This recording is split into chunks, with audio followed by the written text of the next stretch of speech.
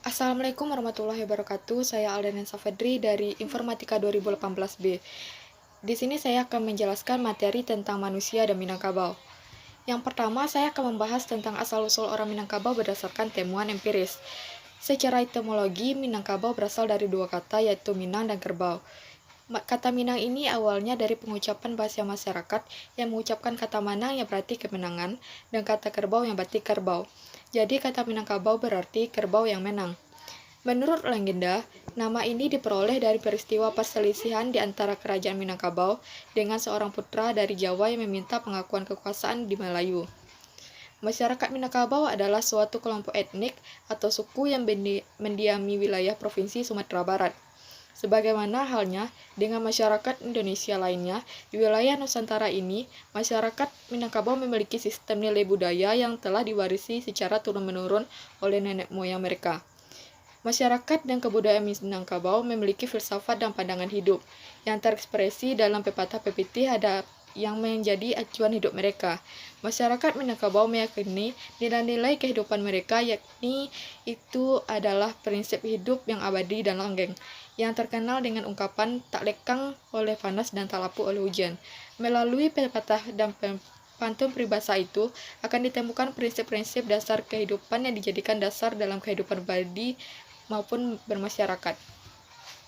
Dalam kenyataan empirisnya, bagaimanapun adat dan kebudayaan Minangkabau dalam kenyataan empirisnya bagaimanapun telah mengalami nasib yang sama, seperti dialami Islam di masa sebelum kebangkitan ini. Nasib yang sama sekarang juga cenderung dialami oleh Konstitusi 1945 sendiri, yang dari satu sisi sesungguhnya adalah refleksi dari budaya sintesis Minangkabau. Ide-ide tentang kedaulatan rakyat, musyawarah, kebersamaan, keadilan, ekonomi, kekeluargaan, dan sebagaimana banyak diilhami atau ditimba dari kasanah kebudayaan Minangkabau melalui suara dan pemikiran tokoh-tokoh pendiri Republik yang kebetulan berasal dari bumi Minangkabau seperti Muhammad Atta dan Agus Salim. Di samping itu, proses pengeroposan budaya di samping itu juga terjadi sehingga yang dipraktikkan oleh orang-orang Minangkabau terhadap adat dan kebudayaan mereka sendiri tinggal kulit-kulit luarnya yang lebih bersifat seremonial ketimbang melaksanakan inti hakikat dari ajaran adat dan kebudayaan itu. Hal ini telah ditenggarai oleh Syafi'i Ma'arif yang mengatakan bahwa adat kebudayaan Minangkabau menjadi gersang. Akibatnya nilai-nilai budaya berupa keramahan dan sifat tolong-menolong sudah punah dan jauh dari sikap manusia Minangkabau pada umumnya. Yang kedua, saya akan membahas tentang asal-usul orang Minangkabau berdasarkan historiografi tradisional. Nama Minangkabau berasal dari dua kata, yaitu Manang dan Kabau. Nama itu dikaitkan dengan suatu cerita khas Minang yang dikenal di dalam tambo atau babat hikayat. Dalam tambo tersebut, konon pada suatu masa ada suatu kerajaan asing yang datang dari laut akan melakukan penaklukan. Untuk menjaga pertempuran, masyarakat setempat mengusulkan untuk mengadu kerbau. Pasukan asing tersebut menyetujui dan menyediakan seekor kerbau yang besar dan agresif, sedangkan masyarakat setempat menyediakan seekor anak kerbau yang lapar. Dalam pertempuran, anak kerbau yang lapar itu menyangka kerbau besar tersebut adalah induknya. Maka anak kerbau itu langsung mencari susu dan menanduk hingga mencabik-cabik perut kerbau besar tersebut. Sebagai upaya untuk mengenang peristiwa tersebut, penduduk negara setempat merancang sebuah rumah rangkiang atau loteng yang atapnya menyerupai bentuk tanduk kerbau. Dan dari petikan cerita di atas dapat disimpulkan bahwa kemenangan itu menginspirasi masyarakat setempat memakai nama Minangkabau, yang berasal dari ucapan Manang Kabau, artinya menang kerbau. Yang jelas, bangunan rumah adat Minangkabau mencirikan tanduk kerbau, dan hewan ini banyak dipelihara untuk korban upacara adat. Akan tetapi, suku bangsa ini lebih suka menyebut daerah mereka Ranah Minang atau Tanah Minang, bukan Ranah Kerbau atau Tanah Kerbau. Yang ketiga, saya akan membahas tentang identitas orang Minangkabau. Orang Minangkabau memiliki jati diri yang membedakan mereka dengan suku lain yang ada di Nusantara ini.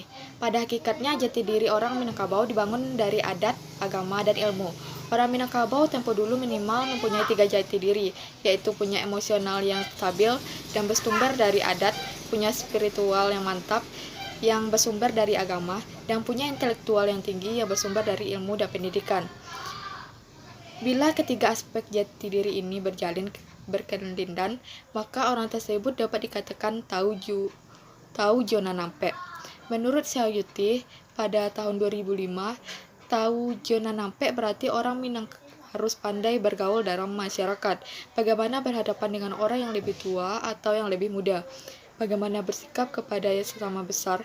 Itulah yang diajarkan melalui 4 jalan, yaitu jalan mendaki, jalan menurun, jalan mendata, dan jalan menereng. Jalan mendaki adalah tata cara atau tingkah laku bagaimana orang Minang yang lebih muda bergaul dengan orang yang lebih tua atau dituakan. Tidak hanya dengan kata-kata, kesopanan pada orang yang tua juga harus dijaga melalui perbuatan dan tingkah laku. Dengan demikian, orang yang lebih muda harus pandai dalam memposisikan diri dalam berbicara.